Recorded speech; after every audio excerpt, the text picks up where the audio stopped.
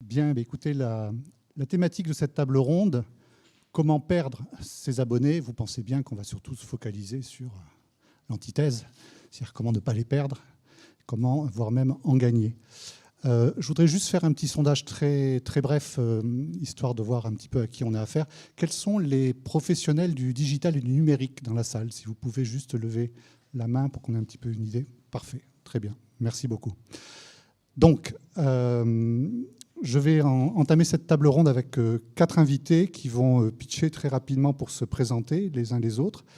Et puis, je reprendrai le relais et puis on va faire un échange de questions-réponses avec nos intervenants. Donc, honneur aux dames. Julie.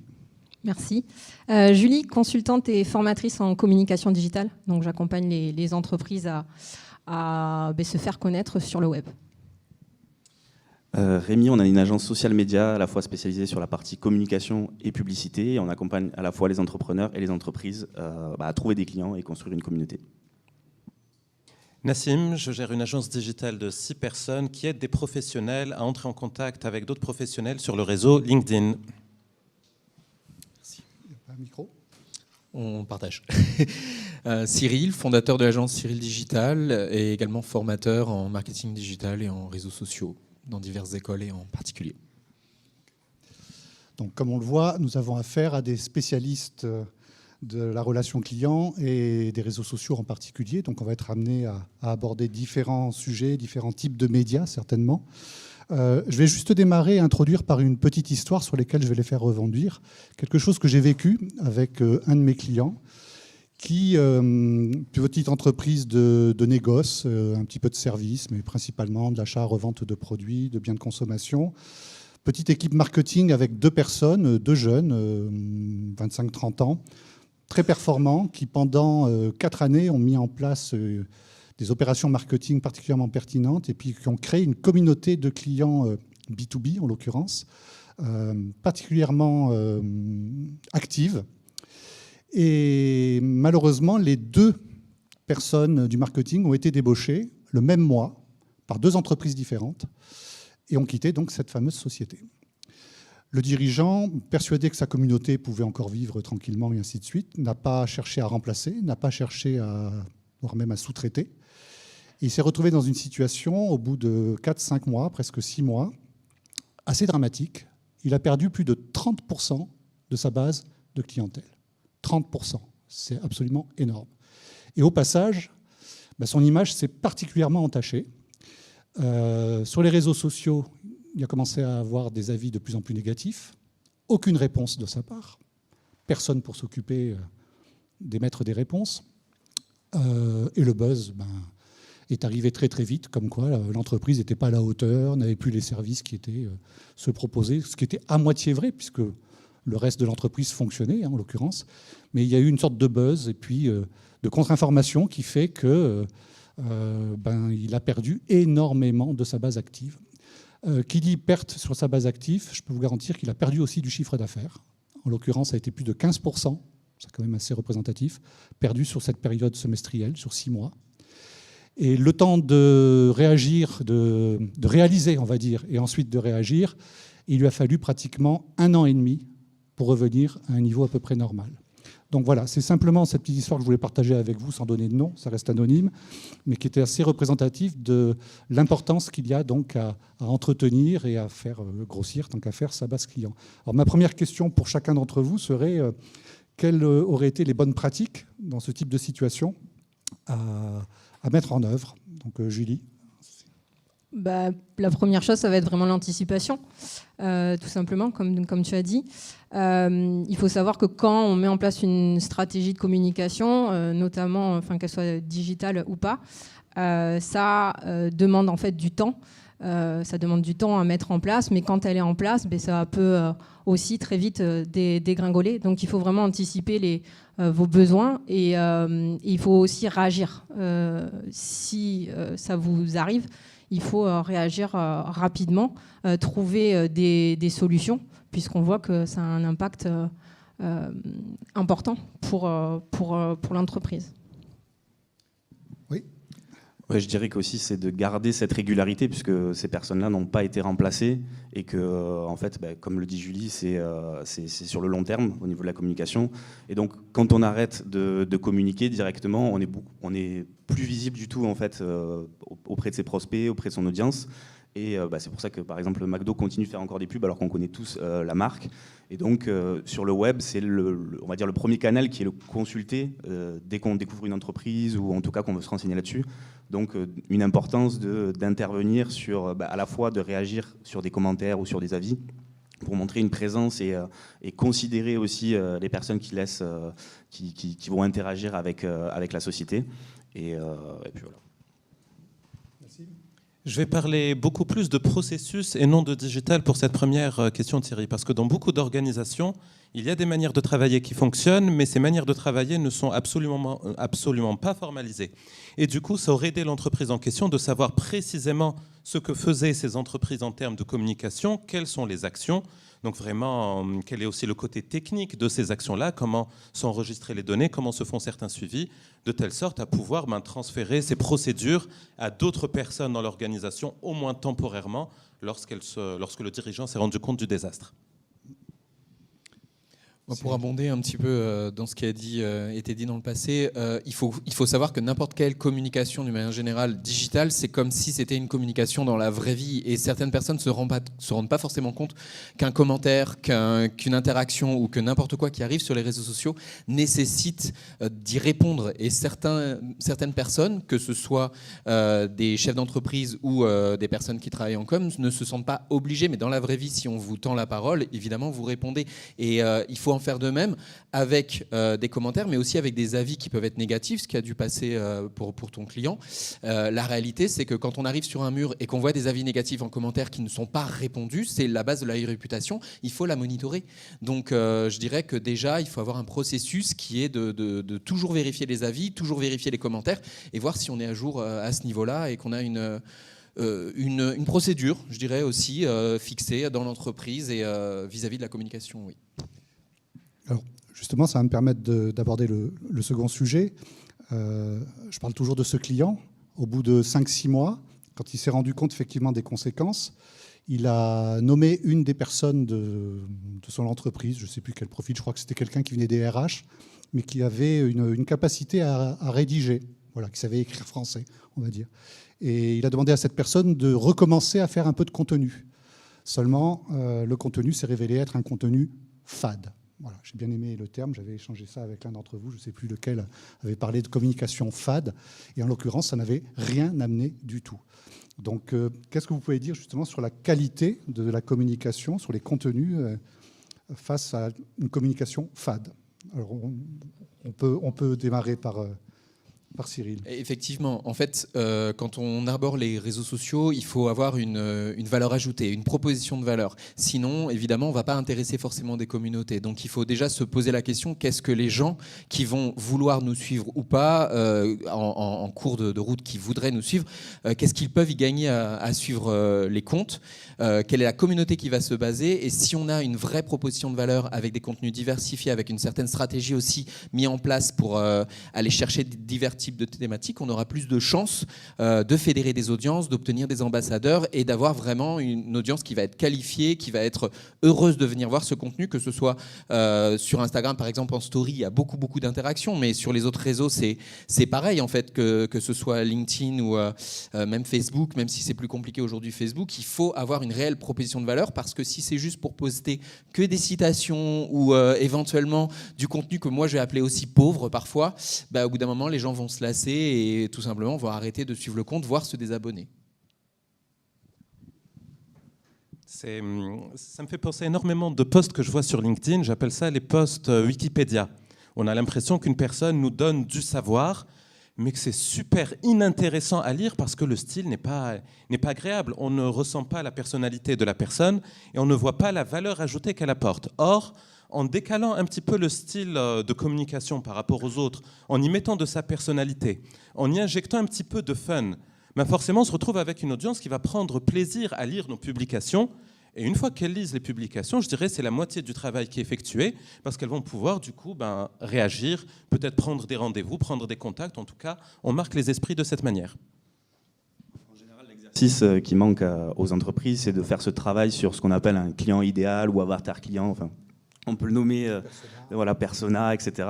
Et c'est vrai qu'en général, les entreprises pensent connaître leur fameux avatar, mais au final, sur les réseaux sociaux, en tout cas, si on parle de stratégie digitale, des fois, on va aller chercher un segment de clients. Et donc, déjà, ce travail-là, à se dire, bon, ben, quel est mon client idéal, qu'est-ce qu'il va rechercher en fait, dans mon entreprise ou à travers ma stratégie de contenu, comment je peux lui apporter de la valeur. Et derrière, ça va permettre de pouvoir parler directement à mon audience, parce qu'on a tendance à faire des contenus qui vont être plutôt généralistes, alors que là, si on est vraiment focalisé sur son client idéal, on sait exactement ce qu'il attend et comment on peut bien le toucher. Oui, au-delà du client idéal, je pense qu'il faut aussi s'intéresser aux personnes qui vous suivent actuellement. Il y a le client idéal, mais des fois, les gens qui vous suivent ou les gens qui commandent vos posts ou qui vous suivent sur votre newsletter ou autre ne sont pas forcément vos clients idéaux. Donc, essayez de comprendre en fait qui ils sont et posez-leur des questions, que ce soit en commentaire, que ce soit voilà, en faisant des jeux concours, des quiz, ou etc. Essayez de comprendre ce qu'ils attendent, quels sont leurs besoins, quelles sont leurs envies, pour vraiment voilà, faire du contenu qui sont vraiment adaptés. Je voudrais juste rebondir sur Cyril, tu disais qu'avec Facebook, ce n'était pas le moment. Tu peux juste préciser, s'il te plaît ? Oui, alors la difficulté de Facebook, et je pense que tous mes camarades le savent aujourd'hui, c'est qu'aujourd'hui, il y a un trop-plein des entreprises, et donc les algorithmes de Facebook pénalisent ces entreprises. Donc si on souhaite créer une communauté, et ne serait-ce que pour joindre cette communauté, on est obligé d'avoir une stratégie qui est de l'ordre du payant, parce que sinon nos communautés ne voient pas nos communications.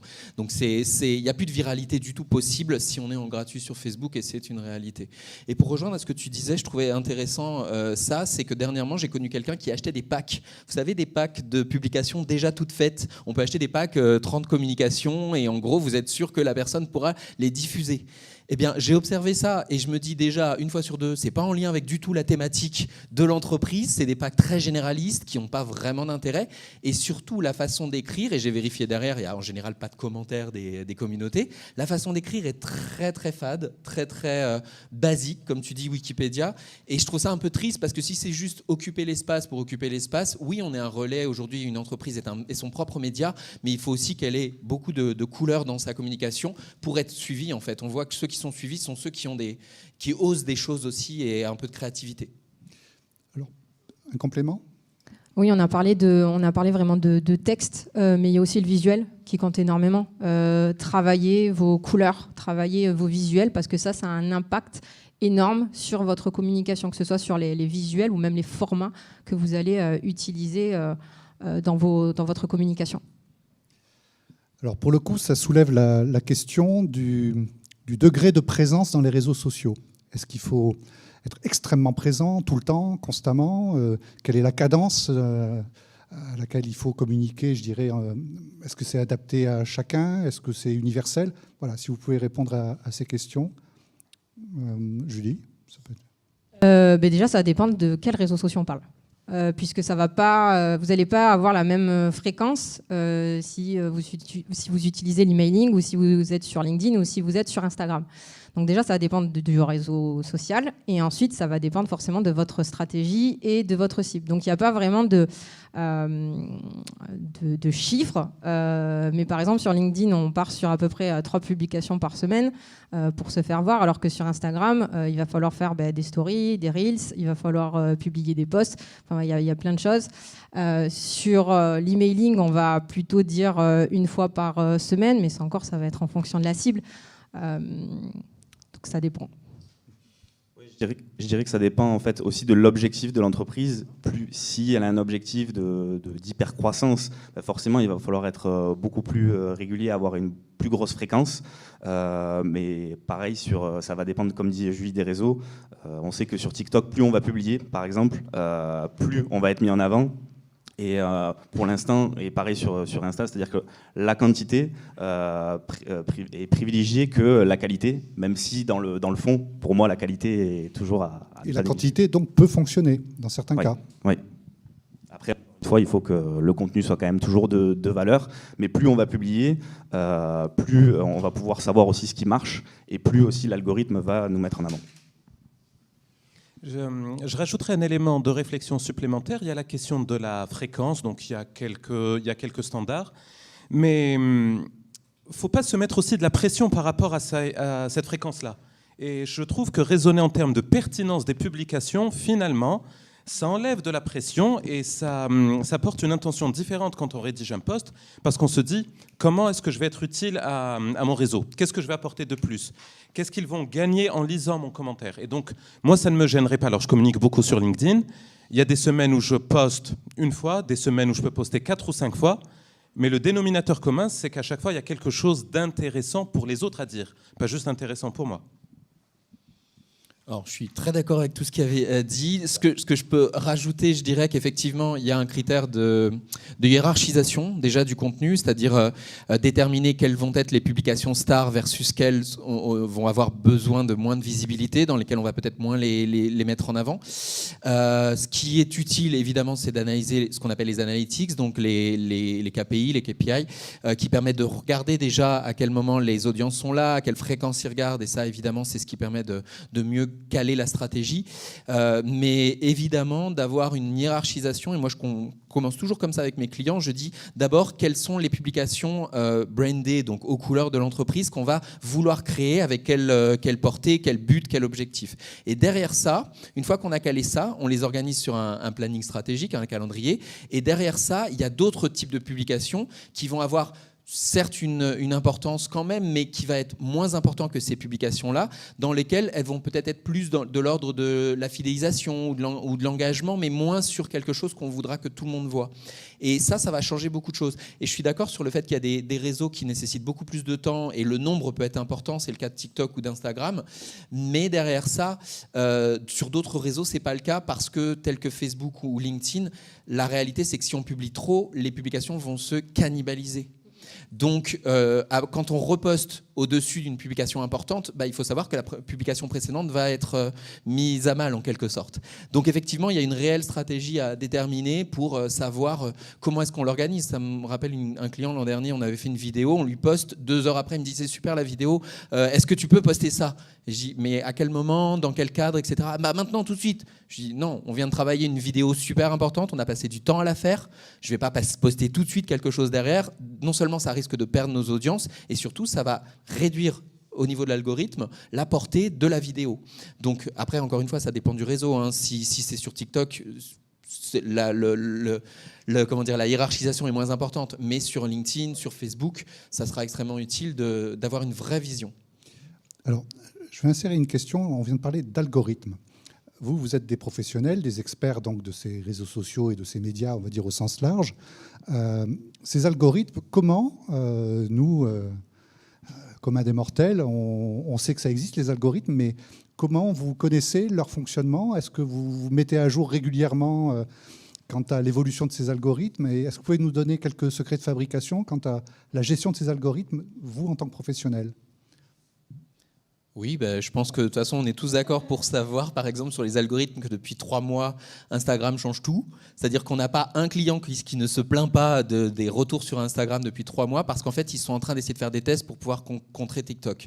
Mais ce n'est pas le cas que d'Instagram, hein. C'est le cas aussi de Facebook, en l'occurrence, vu que ça appartient à la même maison mère, et que tous se rendent compte que ce qui a marché sur TikTok, qui disrupte le marché, c'est un onglet qui s'appelle le For You page, c'est-à-dire en gros ce qui propose du contenu alors qu'on ne l'est pas forcément abonné à, et tous les autres réseaux sociaux se disent comment est-ce qu'on pourrait mettre à profit ces mêmes informations, cette même façon de faire. Et donc tous aujourd'hui, je pense que vous avez déjà vu apparaître sur vos feeds, que ce soit Instagram ou Facebook, des recommandations qu'on n'avait pas suivies, et que étonnamment, sur Facebook et sur Insta, ça ne nous intéresse pas. La plupart des gens se lèvent contre ça, alors que sur TikTok, personne n'a jamais dit que c'était un problème. Donc c'est effectivement très intéressant de regarder comment les algorithmes évoluent et changent. Et oui, il faut essayer de trouver des moyens de les contourner. Nassim, côté LinkedIn, on a quelques infos sur les algorithmes ? Oui, côté LinkedIn, c'est beaucoup plus simple. Déjà, un petit conseil aujourd'hui. Les pages professionnelles ont nettement moins de portée que toutes les publications qui viendraient d'un profil personnel. Au final, LinkedIn privilégie quand même la mise en avant du contenu qui est apporté par une personne. Et puis LinkedIn va chercher surtout à mettre en avant les publications qui suscitent de l'interaction. Donc à chaque fois que l'on poste quelque chose, il faut chercher des commentaires rapides parce que ça donne un signal à LinkedIn qu'il y a quelque chose qui se passe avec cette publication. Et du coup, comme LinkedIn a tout intérêt à ce que ses utilisateurs passent le plus de temps sur la plateforme, il va continuer à mettre cette publication qu'il suppose de qualité parce qu'il y a des commentaires au maximum de personnes possible. Et de cette manière, certains posts s'emballent, sont visibles sur plusieurs jours parce que justement, voilà, LinkedIn veut garder tout le monde sur son réseau. Rémi ? À ce que disait Cyril, c'est que notamment sur TikTok, la grande force, c'est que c'est un contenu 100% immersif, c'est-à-dire 100% vertical, et ça a été les premiers aussi à s'adapter à un nouveau mode, on va dire, de consommation des gens, puisque tout le monde est de plus en plus sur son téléphone comparé à un ordinateur, et que l'avantage, c'est que là, on joue sur le temps de visionnage. Plus une vidéo va être regardée, plus elle va être mise en avant. Plus on va regarder plusieurs fois la vidéo, plus, pareil, l'algorithme va le mettre en avant. Évidemment, il y a des interactions classiques comme les likes, les commentaires, les partages, etc. Mais ce qui prédomine, ça va être ce fameux temps de visionnage, d'où l'importance de bien structurer ces vidéos. Et après, voilà, il y a plusieurs petites techniques, on va dire, où on peut créer un système de boucle pour que la vidéo soit regardée plusieurs fois, etc. Moi, je vais peut-être juste répondre à la question initiale. On fait de la veille, en fait, tout simplement. On est obligé, actuellement, ça va tellement vite, qu'on est obligé de s'informer tous les jours sur ce qui se passe sur tous les réseaux sociaux. Donc après, chacun fait sa veille comme il le veut, que ce soit par newsletter, que ce soit au niveau podcast ou autre, mais il faut absolument faire de la veille. Quand on est en communication, on est obligé d'être curieux, on est obligé de s'intéresser à énormément de choses et s'informer sur les algorithmes, ça fait partie du job, quoi. On est obligé de le faire. Et puis après, on teste, on voit. C'est-à-dire que ces algorithmes sont documentés, il y a leur mise à jour. Comment vous allez trouver l'information ? Vous la testez grandeur nature ou vous avez des forums spécialisés ? J'essaie de pousser un peu pour... Alors, il n'y a pas de documentation en mode il faut faire comme ça et vous allez réussir. C'est pas possible. Ça serait sinon trop facile. C'est beaucoup trop beau. Mais par contre, en effet, il y a des spécialistes, des gros médias qui travaillent dessus. Et il y a aussi des experts qui publient régulièrement, en tout cas, les dernières nouveautés, les dernières mises à jour. Et nous aussi, ce qu'on fait, c'est qu'on suit tout simplement ces gens-là qui mettent à jour donc les dernières nouveautés. Et après, on teste aussi nous-mêmes avec nos propres réseaux, nos propres canaux de communication, et après aussi avec forcément les clients. Des compléments ? Le CEO d'Instagram, justement, cette année, pour la première fois, il a statué sur le nombre d'hashtags qu'il fallait mettre sur Instagram, alors qu'avant, il n'y avait jamais eu aucune communication du réseau social là-dessus. Et il a dit, ça sert à rien de mettre 12, 15 hashtags comme font beaucoup de personnes, comme un pâté en bas, et parce qu'en fait, la réalité, elle se situerait entre 4 et 6. Et il l'a donné en janvier dernier. Et moi, j'ai des clients qui m'ont dit, je ne souhaite pas qu'il y ait 5, 6, je veux qu'on maintienne 10, 12, 15. Et la réalité, c'est qu'en fait, quand on regarde les analytics, ça n'a rien changé en fait. Moi j'ai la même portée avec 12, 15 hashtags qu'avec 5, 6. Donc la réalité aussi c'est qu'est-ce qu'ils veulent communiquer versus qu'est-ce qu'est la réalité. À mon avis, ce qui se passe souvent, c'est quand on va avoir de l'interaction, des commentaires directs et tout, on contrecarre l'algorithme, on le sait. Par exemple, un lien externe est pénalisé par n'importe quel réseau social, mais dès qu'on a des commentaires, ça contrebalance. Donc, pour le coup, oui, c'est ça, c'est beaucoup de veille, c'est beaucoup de vérification. Moi, je le dis en formation d'ailleurs aussi, et je le dis aussi à mes clients, je dis, c'est une observation que j'ai pu faire, il n'y a pas de vérité établie. Et oui, on essaye de jouer avec les algorithmes parce qu'on n'a pas d'autre choix. Si je peux rajouter une chose, n'hésitez pas aussi à suivre les comptes officiels, tout simplement, des propres réseaux sociaux. Il y a des comptes officiels Instagram, Pinterest, etc. Ils font des lives, notamment, pas tout le temps, mais ils font régulièrement des lives où ils expliquent en tout cas les dernières nouveautés, les derniers tests, des fois les tendances. Ils répondent aux questions des créateurs de contenu. Donc voilà, ça c'est aussi une aide supplémentaire qui est très intéressante pour se tenir au courant. Je voulais rebondir sur, on a parlé à plusieurs reprises d'analytics, typiquement. Donc, est-ce que vous pouvez peut-être expliquer, vulgariser un petit peu ce concept d'analytics ? C'est quoi comme outil, comme plateforme ? Qu'est-ce que ça donne comme information ? Est-ce que c'est utilisable que par vous, les spécialistes, ou aussi par les clients finaux que vous avez, enfin les entreprises que vous suivez ? Vous pouvez donner quelques informations ? À partir du moment où en fait, on a une page d'entreprise, on a un suivi en fait, des statistiques. Après, il faut justement savoir les analyser parce que il y a plein d'informations. Sur tous les réseaux? Oui, sur chaque réseau. Alors évidemment sur LinkedIn, comme le disait Nassim, ça va être plus pertinent d'utiliser son compte personnel. Et là, du coup, on n'a pas accès à ces statistiques-là, contrairement à une page entreprise LinkedIn. Mais effectivement, oui, sur chaque réseau social, on a accès à ces analytics qui vont nous donner pas mal d'informations je reviens dessus, sur ce client idéal. Donc à la fois, ça a le côté démographique, donc ça va être la tranche d'âge, le genre, les lieux, etc., qui va nous donner peut-être aussi une indication de comment adapter sa communication ou sa ligne éditoriale. Et ensuite, après, ça peut aller jusqu'à le nombre d'interactions, à partir de quel moment une personne a quitté le visionnage d'une vidéo. On a un tas d'informations. Aussi, le nombre, on va dire, à quelle heure nos abonnés sont le plus actifs. Donc après, ça, c'est vrai qu'il y a un mythe sur quel est la meilleure horaire pour publier, quel est le meilleur jour, etc. Mais en tout cas, on a accès à toutes ces informations à partir du moment où on passe ces réseaux sociaux en professionnel. Complément sur l'algorithme? Oui, alors il y a peut-être une réflexion supplémentaire à avoir par rapport aux algorithmes et par rapport à tout ce qui est analytics. C'est bien de se tenir informé, c'est bien d'analyser, mais il ne faut pas que ça ne vienne perturber une stratégie de contenu ou un post que l'on souhaiterait faire.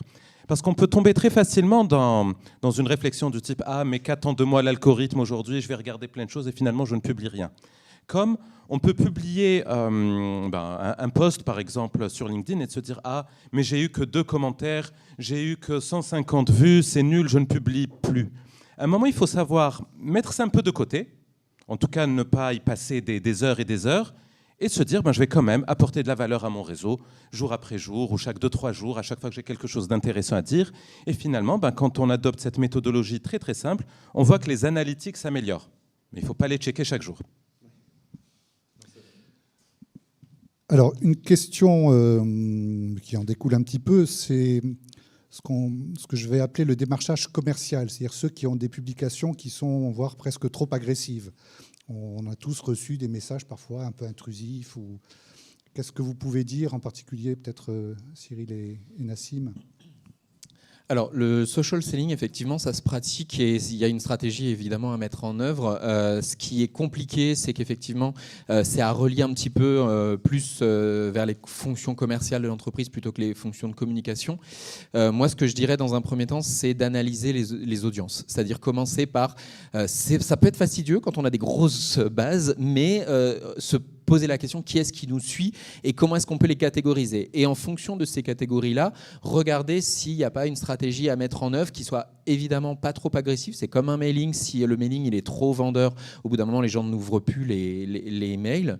Et donc, au final, ne serait-ce que pour ouvrir une conversation, moi j'appelle ça comme ça sur les réseaux sociaux, créer prendre contact, se renseigner justement sur ces cibles qui nous suivent, qu'on ne connaît peut-être pas, et qui va nous permettre d'essayer de nouer un lien un peu plus fort que si on ne les avait pas sondés, si on ne les avait pas rencontrés. La réalité, c'est que les audiences ne sont pas forcément des gens qu'on rencontre dans la vie. Et donc, si elles ne se manifestent pas, on ne sait pas qui elles sont et on ne peut pas savoir si ce sont des clients potentiels. Donc, il y a ça à mettre en place. Mais effectivement, il y a une certaine... organisation à faire, une certaine analyse à faire et surtout à bien écrire. Là, pour le coup, ça va aussi sur le copywriting, sur se dire comment est-ce que moi, j'aimerais être contacté si j'étais contacté d'un point de vue social selling dans la vie et comment est-ce que je vais pas forcément essayer d'être trop agressif sur LinkedIn. C'est problématique, je trouve, notamment sur les in-mails, etc. Je trouve que les gens essaient, en nous envoyant un énorme mail directement de vendre, alors que c'est pas dans la vraie vie, ça fonctionnerait pas. Donc sur les webs, ça ne fonctionne pas non plus en général. Nassim? Oui, sur LinkedIn en particulier, c'est rigolo, parce qu'il y a une citation que j'aime bien qui dit que beaucoup de personnes veulent aller au paradis, mais ne sont pas prêtes à mourir pour y arriver. Si je fais l'analogie par rapport à LinkedIn, c'est que tout le monde veut des clients grâce à LinkedIn, mais peu de personnes sont vraiment prêtes à faire ce qu'il faut pour avoir des clients. Je vous donne un exemple tout simple. Utilisez un outil qui va balancer un message, un pitch commercial avec un PDF, un téléphone, un lien pour prise de rendez-vous et envoyer ça à 500 personnes en une journée, c'est facile. Faire une publication de qualité, faire un sondage, analyser les interventions, qui a réagi, qui a répondu, puis envoyer un message personnalisé à chacune des personnes pour lui dire suite à ta réponse, J'ai remarqué que sur ton compte, tu avais ça. Est-ce que tu souhaiterais qu'on discute car moi, je fais ceci. Rien que ce travail, si on arrive à le faire quotidiennement sur un nombre limité de personnes, parce que ça demande du temps, ça donne des résultats extraordinaires. Le souci, comme tu l'as si bien décrit, c'est que personne n'a la volonté d'engager une conversation, de s'intéresser, de comprendre s'il y a un besoin, et on préfère balancer des choses. C'est comme un grand filet qu'on jette dans l'océan, mais au final, il n'y a pas grand-chose qui en ressort. Alors là, je vais vous poser une question qui m'intéresse personnellement. Moi, j'utilise typiquement avec LinkedIn une plateforme qui s'appelle Wallaxy. Je ne sais pas si vous la connaissez. Qu'est-ce que vous en pensez? Parce que typiquement, moi, je fais une communication one-to-one grâce à ce type de plateforme. Alors, je l'utilise et je la recommande. Maintenant, tout dépend de ce qu'on met dans cette communication one-to-one. Est-ce que c'est une communication qui va être envoyée 10 secondes après que la personne ait accepté de rejoindre ton réseau, ou plusieurs semaines plus tard, après qu'elle ait le temps de voir ton contenu, et parce que ces personnes-là auront été sélectionnées dans ton réseau et elles sont en mesure de réagir par rapport au message que tu auras pensé à ce moment-là. C'est là toute la différence, en fait. Mais l'outil est excellent. Alors, je voudrais poser une question cette fois-ci à Rémi et Julie. Pardon. On a abordé un petit peu le sujet brièvement du emailing. Effectivement, aujourd'hui, les messageries à travers les réseaux sociaux fonctionnent très bien, mais le emailing reste encore un canal de communication digne de ce nom. Donc, quelles sont les bonnes pratiques, les bons usages? Qu'est-ce que vous pourriez donner comme information donc, sur le emailing? Et on fera peut-être une petite excursion sur les outils et les plateformes d'emailing, éventuellement. Il y a beaucoup de choses à dire. Je pense que l'une des choses sur lesquelles il faut faire attention dans l'emailing, c'est la segmentation. La segmentation, c'est quoi? C'est le fait de regrouper en fait, des gens par rapport à des critères communs, par rapport à des profils communs.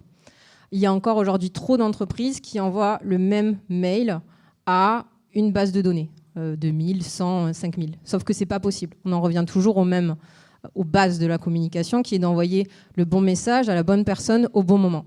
Donc, il faut faire l'effort de segmenter la base de données. Alors, encore une fois, ça serait trop facile si je vous disais il faut faire ça, ça, ça, puisque ça va dépendre du business. Mais par exemple, Sephora, l'entreprise ne va pas envoyer le même message déjà, enfin le même mail à une jeune fille de 15 ans et à une femme de 50 ans, parce que tout simplement, ils n'ont pas les mêmes besoins.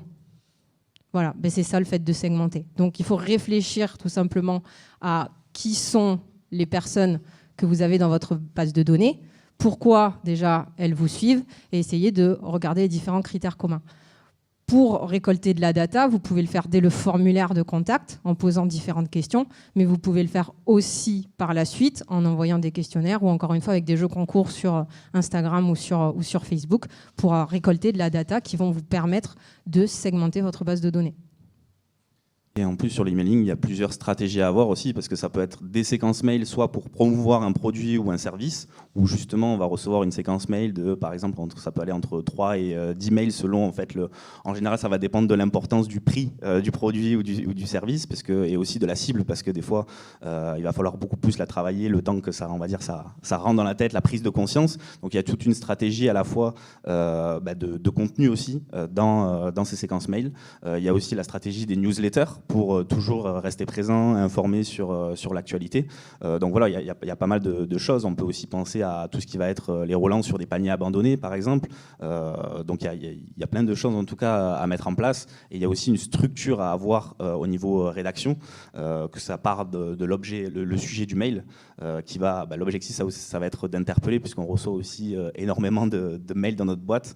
Et donc, il va falloir capter l'attention dès l'objet du mail. C'est comme sur les réseaux sociaux, où dès la première ligne, il va falloir intéresser en tout cas notre cible. Et derrière, l'objectif, ça va être de l'amener à effectuer une action, soit de vous répondre en message, ou alors de cliquer sur un lien en général présent dans l'email. Et il faut faire aussi attention à la fréquence. Il y a beaucoup de... Ouais, voilà, il faut vraiment faire attention à la fréquence au niveau des emails. En effet, bien faire la différence entre la newsletter, qui est vraiment le rendez-vous que vous allez donner à votre audience, et une séquence email qui, donc, elle a vraiment un objectif précis. En fonction de ça, vous allez vous dire, OK, on va faire un email par semaine, ou alors on va envoyer 4 emails dans une semaine. Et ça dépend vraiment de l'objectif. Mais attention au trop et au peu, parce que si vous n'envoyez pas aussi régulièrement quand même des emails, la personne, elle peut tout simplement vous oublier. J'ajouterais juste une petite remarque sur l'histoire de la cadence et de la fréquence. J'ai des clients qui utilisent des plateformes dites de marketing automation, certains doivent connaître ça, qui sont en gros des plateformes dans lesquelles on va scénariser son mode de communication, email, SMS ou autre. Et en l'occurrence, j'ai un client récemment qui était tout fier de me montrer ses canaux de communication en automation sur à peu près 60 jours. Donc c'était bien foutu, avec tous les messages préétablis, etc. Manque de peau, il a envoyé ça quasiment, je crois qu'un tiers de ses messages sont arrivés sur des jours fériés ou des ponts. Bon, c'était assez étonnant, mais c'est les limites de l'automation. À un moment donné, il faut quand même que l'humain intervienne et vérifie un certain nombre de choses. Ça me permet peut-être d'aborder justement la question des outils, des solutions, des plateformes au sens large. Ça, c'est un sujet qui me touche particulièrement, puisqu'en tant que CRM ERP Catalyst, là, je prends une autre casquette, qui est celle de conseil en aide au choix de solutions logicielles, relations clients, CRM en particulier, et donc de plateformes marketing par ailleurs. Qu'est-ce que vous pensez aujourd'hui justement de l'intérêt d'avoir un CRM dans une entreprise? Est-ce que c'est lié à sa taille, à ses besoins, à sa clientèle, ou c'est censé intéresser tout le monde? Donc, est-ce que vous pouvez me faire une petite incursion comme ça sur les CRM, ceux qui veulent répondre? Sinon, je vais le faire pour vous. Pour moi, c'est indispensable parce qu'au final, toutes les actions que l'on mettrait en place sur un réseau social, sur des réseaux sociaux, via une newsletter, ça permet au final d'avoir des contacts, beaucoup de contacts. Ce que je remarque, par exemple, sur LinkedIn, parce que voilà, pour le développement de mon agence, je crée énormément d'interactions. C'est que souvent, le timing n'est pas forcément idéal pour la personne que l'on a en face. Elle peut être totalement intéressée par ce que l'on a à proposer, mais pas prête à en discuter maintenant. Si on ne fait pas le bon suivi avec cette personne, dans 2 mois, dans 3 mois, dans 6 mois, on se prive d'une opportunité pour laquelle on a mis énormément d'efforts en amont pour pouvoir la créer. Et donc, pour moi, avoir un outil, quel que soit l'outil, parce que bon, je te laisserai donner plus d'informations par rapport à ça, Thierry, éventuellement, mais il y a une panoplie d'outils aujourd'hui, à chacun de choisir celui qui lui correspond le mieux. Alors, je confirme, il y a 192 logiciels de CRM sur le marché français. Donc il y a de quoi faire. Alors bien sûr, tout le monde connaît les leaders, les plus connus, les HubSpot, les Salesforce. Mais je peux vous garantir qu'il existe une tripotée de challengers et de concurrence réellement de qualité aujourd'hui sur le marché. Et c'est justement mon métier, typiquement, d'accompagner les entreprises dans le choix de la solution la plus adaptée à ses besoins en termes de communication, de marketing et de relations clients au sens large. Est-ce que, éventuellement, Cyril, tu veux rajouter un point sur la notion de cadence, de fréquence de communication ou... Julie en a déjà un petit peu parlé. C'est vrai que la cadence est à fixer en fonction de ses audiences, en fonction de sa disponibilité, en fonction de ce qu'on veut vraiment communiquer. Tout dépend déjà si on est en B2B et en B2C. Ça n'est pas les mêmes du tout usages. Et en plus, en B2C, il rajoute à ça aussi le SMS mailing qui, dans certains domaines, marche très très bien. Mais là, on parle en général de solutions externes. Moi, j'avais un client qui était, qui est toujours d'ailleurs, qui est commerçant et qui, quand il a des offres promotionnelles, fait du SMS mailing. J'étais un petit peu dubitatif au début parce que moi, personnellement, j'aime pas recevoir des SML personnellement, mais il m'a dit qu'il avait des retours très très bons là-dessus. Après, il faut savoir, je me permets un aparté, qu'avec le renforcement du RGPD dans les semaines qui viennent, parce qu'on est censé être en cours, mais ils ont dit qu'il y avait une adaptation jusqu'à l'été de l'année prochaine, il y a beaucoup de choses qu'on va plus pouvoir faire.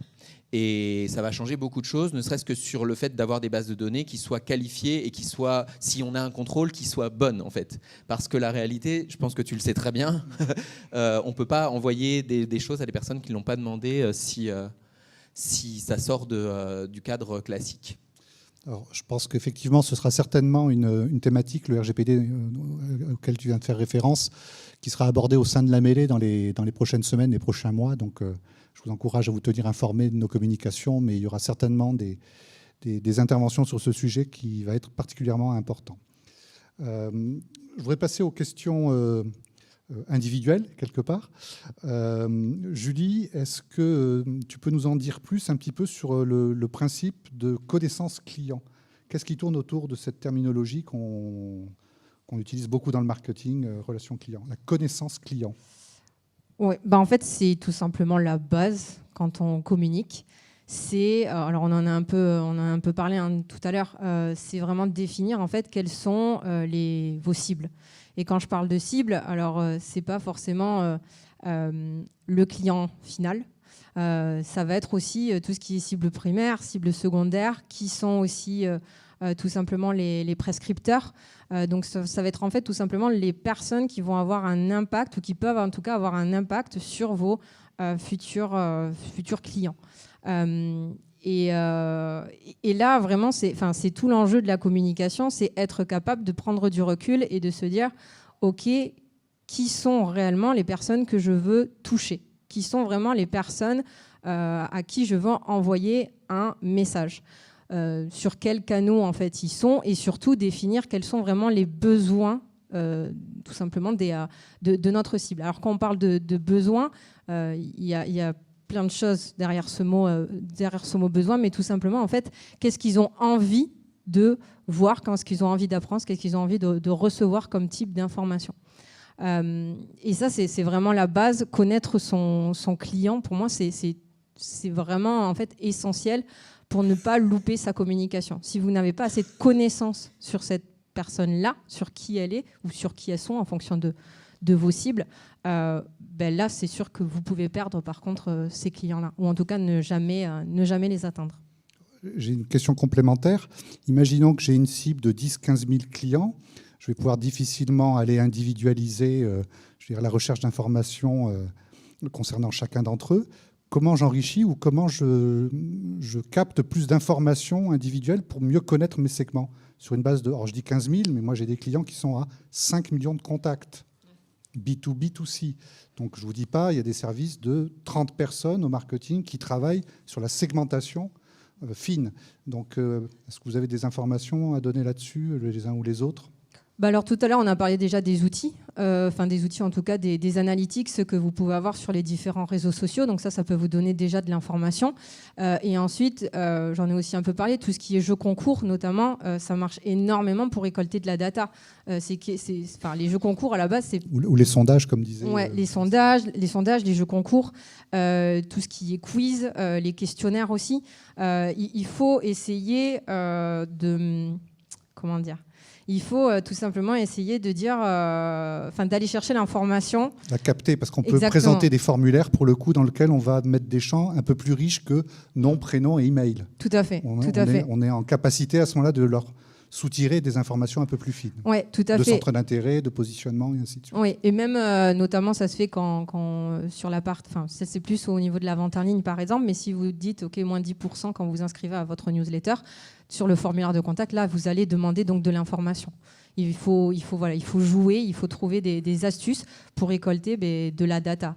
Bien entendu, pas récolter de la data pour avoir de la data, c'est récolter vraiment des données qui sont essentielles pour votre business, qui sont essentielles pour connaître encore mieux votre client. Oui. En commercial, il y a la technique du pied dans la porte qu'on connaît tous. Et ça marche aussi pour les réseaux sociaux. C'est-à-dire que si on contacte quelqu'un en lui demandant est-ce que tu as besoin de ce type de service, la personne va répondre non. En revanche, si on la contacte pour lui dire que nous, on a besoin d'elle, pour avoir des infos, pour mieux s'organiser, pour déterminer un peu mieux une approche, des besoins de charte graphique, des éléments comme ça, là, les gens sont ravis de participer. Et c'est beaucoup plus facile après de les recontacter pour leur dire voilà, grâce à vous, on a réussi à caler une offre, grâce à vous, on a réussi à mieux lancer un produit. Et en général, comme ils sont déjà mis au courant, quand ils sont dans la boucle, ils deviennent d'eux-mêmes soit prescripteurs, soit clients. Alors, ça, je rebondis dessus. J'ai remarqué, par exemple, qu'au sein de la mêlée, on a un dispositif qui s'appelle le Starter, donc qui nous permet d'incuber ou de pré-incuber, on va dire, des petites entreprises en devenir. Et celles qui jouent le jeu de cette communication arrivent effectivement à récupérer une qualité de data assez exceptionnelle. Ouais, c'est clair. Nassim, j'aurais une question à te poser au sujet des... Est-ce qu'il y a vraiment de très bonnes pratiques LinkedIn aujourd'hui qui sortent un petit peu du lot et qui nous permettraient de communiquer avec un certain gage de réussite ? Il y a effectivement quelques bonnes pratiques, mais j'aimerais surtout donner ou vous donner une image simple à retenir pour avoir des vrais résultats sur LinkedIn, à savoir plus de contacts et plus de clients. En fait, pour avoir des résultats sur LinkedIn, il faut avoir une démarche cohérente. Un profil qui inspire confiance, donc c'est la base. Une communication qui impacte, on en a parlé. Un réseau de qualité, on l'a évoqué également quand on parlait d'outils d'automatisation pour ajouter constamment les bonnes personnes sur son réseau. Savoir faire, quatrième étape, le premier pas vers son réseau, d'une manière non agressive mais beaucoup plus réfléchie. Et il y a une panoplie de techniques qui fonctionnent. Et faire le suivi ensuite. C'est quand on arrive à mettre ces 5 éléments dans sa stratégie LinkedIn qu'au final, on crée énormément d'interactions et on arrive à créer des partenariats et avoir des nouveaux clients. Recette simple. Voilà, c'est simple, basique. Parfait. Je vais poser la question à Cyril. C'est une question que je me pose autour d'Instagram. Est-ce que réellement Instagram est un outil qui nous permet de créer de l'interactivité? Et si oui, comment? Pour moi, c'est un mystère. Alors, Rémi pourra aussi joindre sa parole. Oui, c'est en B2C notamment, il y a énormément de choses à faire à condition de savoir déterminer les bons ambassadeurs, parce qu'on est sur un système qui fonctionne beaucoup comme ça, c'est-à-dire sur un système qui, quand on a détecté un ensemble de personnes qui vont être vraiment portés par le projet ou par le produit, ils vont devenir vraiment vecteurs de communication. Ils vont transférer les stories, ils vont transférer les réels, ils vont vraiment faire notre premier réseau, notre premier niveau de communication.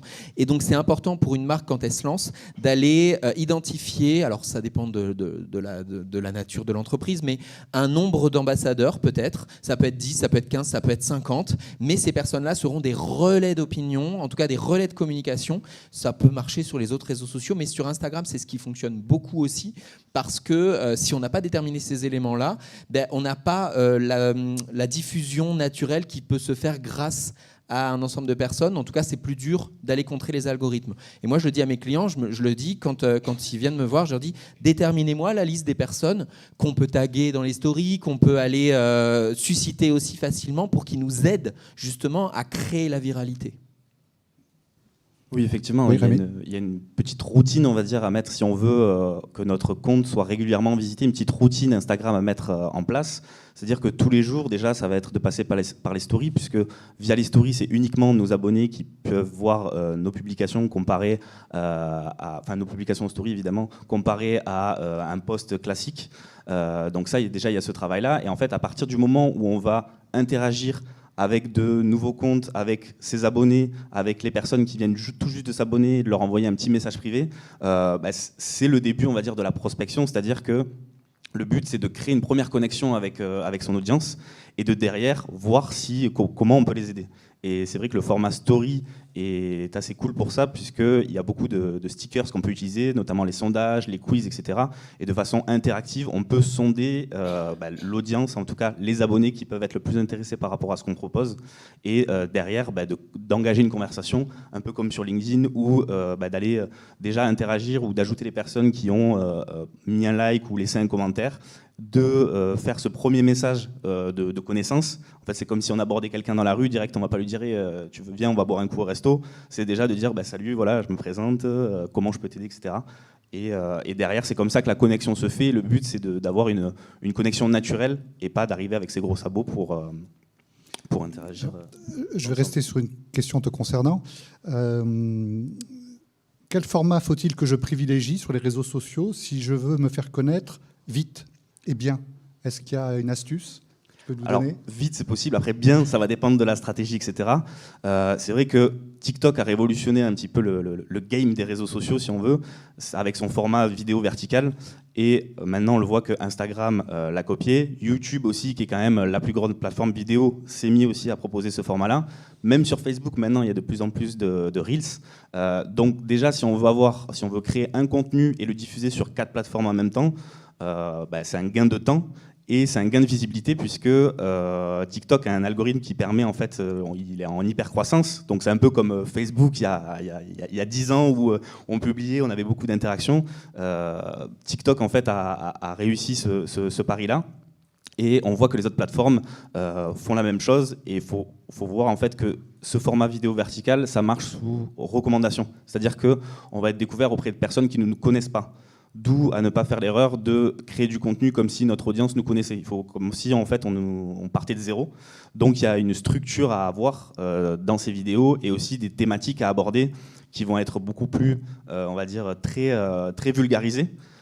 Puisque on peut tomber sur en fait n'importe qui, mais c'est un très bon moyen puisque en termes de visibilité, si on regarde avec n'importe quel compte Instagram de clients ou autres, ceux qui ont la plus de visibilité en termes de format, donc il y a les Reels, les photos, les stories, etc.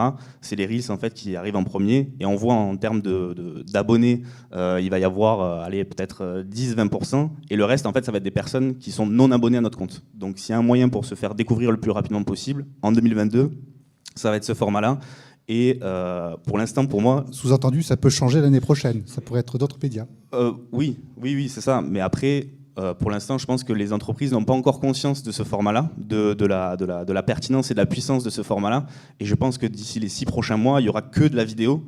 Et donc, du coup, c'est aux entreprises aussi à s'adapter, et par rapport même aux prestataires comme nous, de proposer des prestations qui vont inclure ce format-là. Bien, je vais vous poser la dernière question, pas des moindres, je pense qu'elle va intéresser beaucoup de monde, c'est la question des pépettes, à savoir, chacun d'entre vous, donc, vous proposez vos prestations, c'est payant, est-ce que vous pouvez nous donner des idées de ce que coûtent aujourd'hui vos prestations, quel est le budget qu'il faut pour une petite, une moyenne ou une plus grosse entreprise? Est-ce que vous pouvez nous donner simplement des exemples et puis nous parler de manière transparente d'euros? Voilà, tout simplement. Qui veut se lancer? Vous répondrez chacun. Bon, allez, okay, je me Cyril. mouille. Moi, je commence en disant une chose parce que ça arrive que on est contacté et les personnes nous disent j'ai juste besoin que vous passiez 3 photos par semaine sur Instagram. Ça, je réponds pas à ce genre de demande parce que pour moi, c'est pas une stratégie. On ne va pas dire juste vous fournissez 3 photos. Dans ces cas-là, la personne elle peut le faire d'elle-même. Moi, derrière la façon dont j'ai souhaité que mon agence fonctionne, c'est que nous d'abord, on garantit des créas dedans, donc des éléments qui sont créés pour le client. C'est pas au client de créer l'entièreté des choses. On vient chez lui, on va faire de la vidéo, on fait des contenus et donc il faut qu'il y ait ça dedans. Et c'est inclus dans la prestation. C'est-à-dire que s'il veut le créer par ailleurs avec un photographe ou avec des vidéastes, ça peut se faire. Je vais être plus en complémentarité sur de la stratégie et ce sera forcément moins cher. Mais vu qu'il y a de la créa, c'est sûr que ça revient un petit peu plus cher. Nous, on a des solutions qui sont sur notre site internet, donc c'est pas difficile de les trouver, dépendamment du nombre de réseaux qu'il faut gérer, dépendamment du nombre de communications qui sont brandées, comme je viens de l'expliquer, et dépendamment s'il y a de la vidéo ou pas, parce qu'évidemment, ça prend plus de temps. Ça va entre 400 et 1000 par mois. Ça dépend vraiment du nombre de réseaux et du nombre de créas qui sont demandés pour ma entreprise. Ouais. Vos clients sont des TPE, PME, des ETI, des grands comptes? Alors, majoritairement des TPE, quelques PME et pas... Alors, en général, le souci, parce que c'est arrivé qu'il y ait des PME qui me contactent, c'est qu'il faut avoir les ressources derrière parce qu'ils ont des demandes qui demandent beaucoup plus en général de temps et on n'a pas toujours la capacité dans l'entreprise d'y répondre. Donc, faut que ça matche aussi à ce niveau-là. Ok, merci. Nassim? Donc, pour donner une indication des tarifs, on est sur des accompagnements qui oscillent entre 300 et 1000 euros en moyenne par mois. C'est un mix entre des solutions d'ajout de contact en continu, des scénarios de prospection, de l'organisation de webinaires et dans certains cas, rédigés pour le compte des personnes. Donc ça va dépendre au final de là où on est la personne en question, l'entreprise que l'on accompagne, pour définir l'accompagnement idéal. On travaille avec des TPE, PME, mais aussi beaucoup de consultants, de coachs, formateurs et beaucoup de professionnels qui travaillent en B2B. Et on lance ce mois-ci un programme de formation pour les personnes qui n'ont pas envie d'externaliser ces actions-là, afin qu'elles puissent monter en compétences rapidement. Et là, on est sur un accompagnement de plusieurs mois à 1 500 € aujourd'hui. Merci pour votre transparence. Rémi?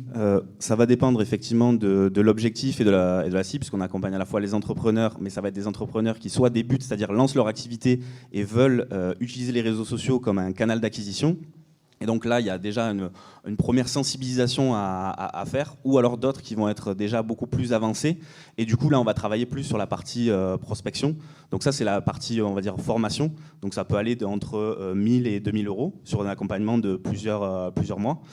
Ou alors sur des prestations de services. Et évidemment, ça va dépendre aussi de si on intègre à la fois la communication et la publicité, puisqu'on a cette double compétence-là, sachant qu'à chaque fois, il faut bien sensibiliser aussi de dire, effectivement, il y a notre prestation, mais aussi il y aura aura un budget pub qui va être donné, on va dire, aux plateformes. Et ça à inclure, en fait, c'est à votre charge.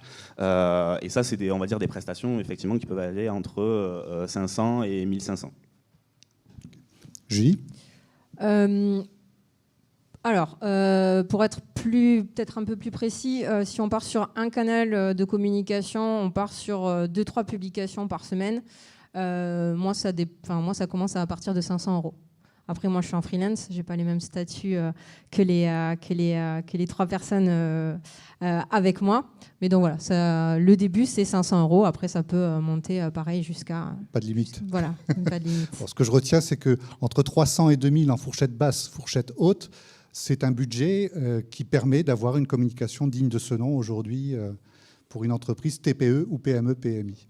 Ce que je peux vous dire, que je connais un certain nombre de TI qui dépensent à peine plus que ça pour entretenir aussi une communication, je veux dire, à peu près digne de ce nom. Donc voilà, ça peut répondre déjà à quelques-unes de vos interrogations. Donc maintenant, il nous reste 5 minutes pour les questions-réponses. Donc si vous avez des questions, je les reformulerai au micro pour que le live puisse entendre. Donc c'est toujours la première, la plus difficile. Allez-y. Oui ?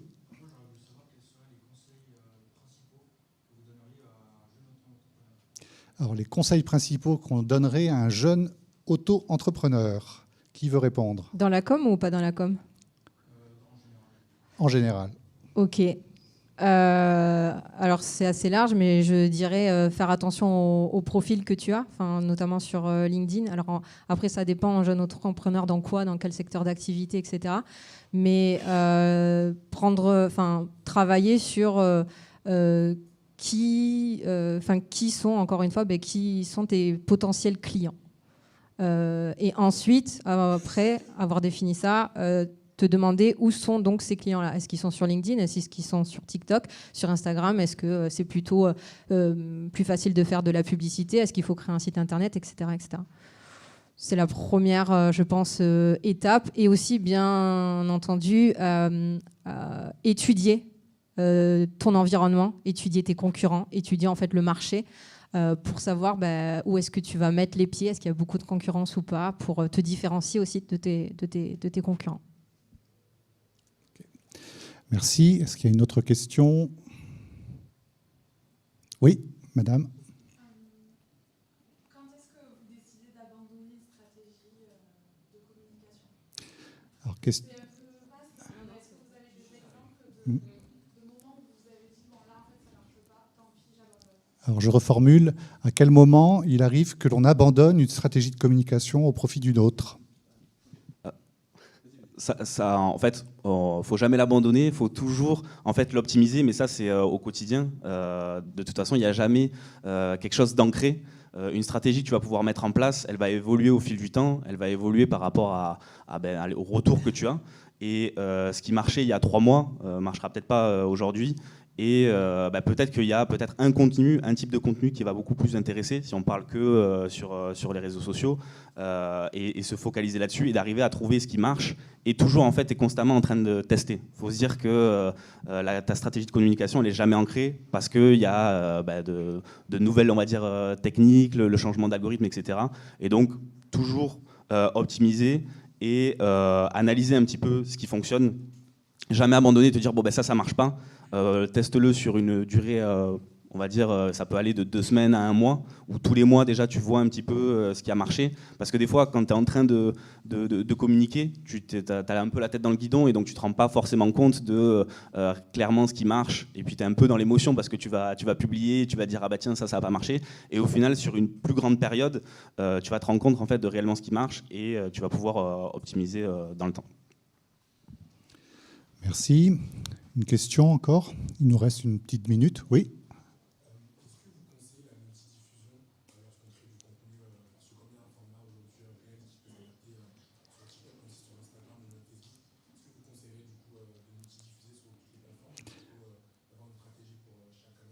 Alors, on pose la question de la multidiffusion, la possibilité avec un canal de communiquer sur différents canaux. Moi, Il a dit tout à l'heure sur les réels, en l'occurrence, aujourd'hui, le format court, filmé vertical, il a été déployé dans la plupart des réseaux sociaux. Moi, je suis partisan que quand on fait une vidéo, ça nous prend du temps et qu'on a mis de l'énergie et de la réflexion, de le diffuser at large, c'est-à-dire dans la plupart des éléments, en sachant que ça va peut-être fonctionner sur un seul des 3 ou des 4, mais qu'au moins on se donne la chance au maximum à ce niveau-là.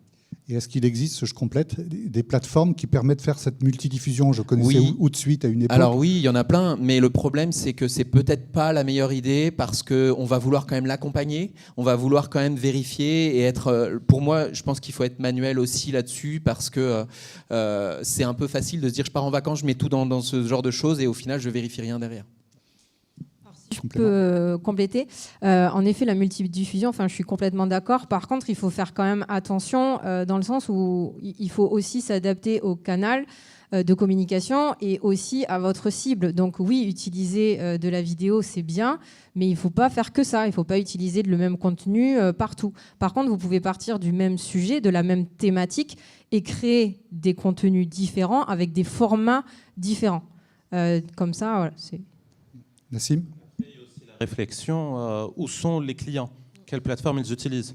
Par exemple, si les clients ne sont que sur LinkedIn, ça ne sert à rien de s'embêter à relayer le même contenu sur d'autres réseaux. Du moins, si on doit faire des arbitrages quand il s'agit de gérer une journée, sur quoi est-ce qu'on communique et comment est-ce qu'on communique. La dernière question, éventuellement. Oui.